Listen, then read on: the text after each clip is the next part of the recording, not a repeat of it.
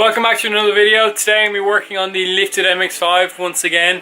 The alignment bolts are finally after arriving, so I'm going to be able to fix the crazy positive camber here on the front. So I'm quickly going to take off the wheel, pull out the old bolt, and I'll show you why I had to pick up new ones of these.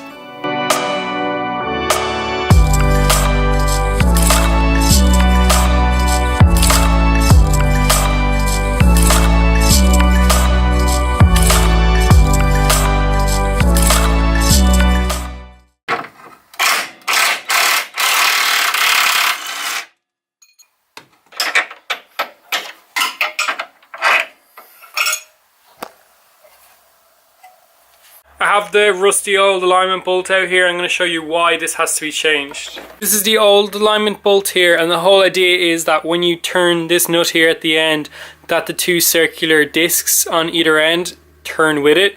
But because it's so rusted and worn, you can basically spin these discs around. Same with this one up here.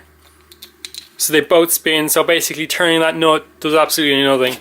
So with the new one here, this one here is fixed in place. I don't know if it's welded on or what, but that one does not move at all. And then the one on the other end basically fits into a groove all the way down, and that doesn't move either.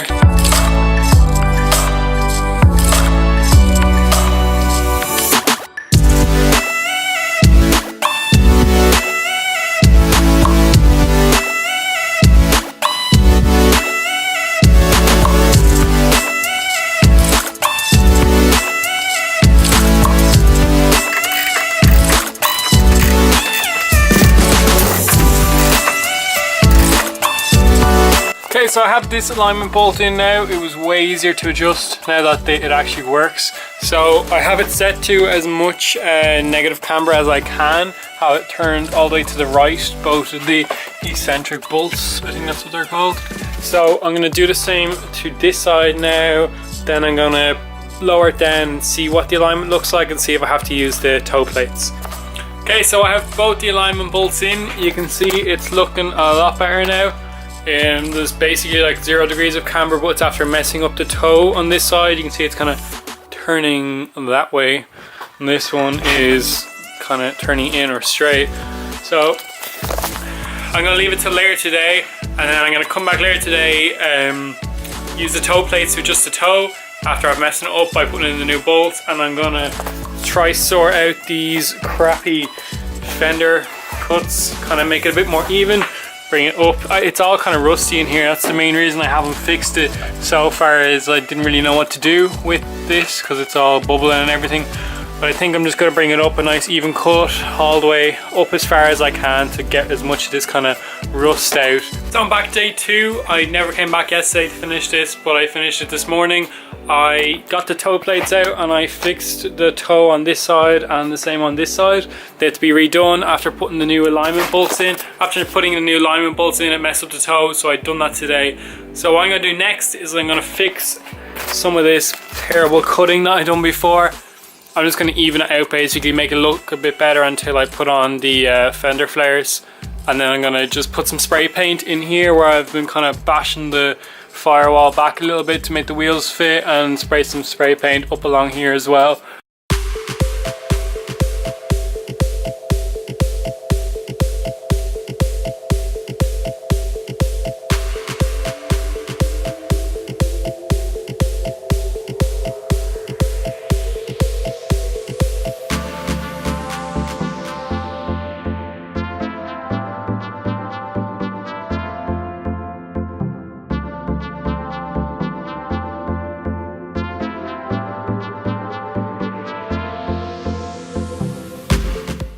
This is the right hand side cut now. I know it's not perfect, it's still pretty crooked and all, but I'm going to leave it like this until the fender flares go on. That's them there. When they're going on, I'll probably cut it a little bit better. I'll have to decide what I'm going to do with it. There's a bit of rust in here still. It's kind of bubbling underneath there. I'm going to have to decide where I'm going to have to cut that out. Well, the new piece in, or if I'll get a whole new fender. The fender flares will be going on anyway, so it only needs a piece of metal to bolt to, really. But if that is really rusted all in here, I mightn't be able to put the rivets through, but sure, I'll see when I'm doing that. But for the moment, that's grand. I'm just gonna do the other side real quick. I'm probably gonna have to bring it out into the garden and cut this side, but this side isn't as bad. But after taking the MX5 outside, and after cutting the left fender here, this one looks a lot better now as well. I've decided to leave the spray paint until I put on the fender flares, and I'm just going to completely kind of sand everything down, get rid of all the rust and spray paint it properly. So the next thing I'll do is I have a few stickers here and stuff that Toyo sent out to me, and then there's a few bits from MCG as well, just stickers and stuff. So I'm going to just throw a few of these onto the rear windscreen of the car. I have two of these big huge hard race stickers, probably just put one of these on. I have some MCG stickers, and Toyo sent me out a load of Toyo tire stickers because I have Toyo tires on the car, and MCG I have a load of bits from them on the car as well.